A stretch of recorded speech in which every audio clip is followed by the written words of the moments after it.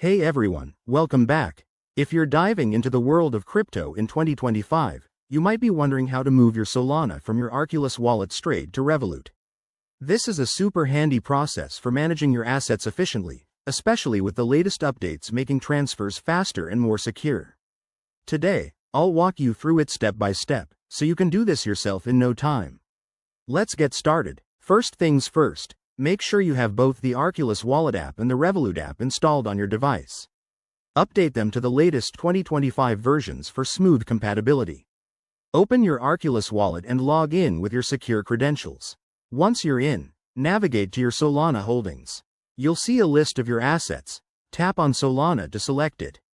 Next, you need the Revolut Wallet address.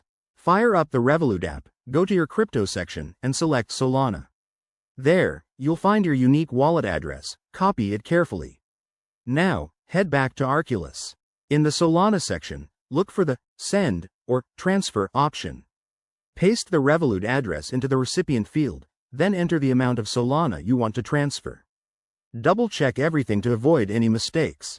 Before you hit Confirm, take a moment to review the transaction fees and estimated time. In 2025, Solana transfers are lightning fast, often under a minute, but fees might vary based on network congestion.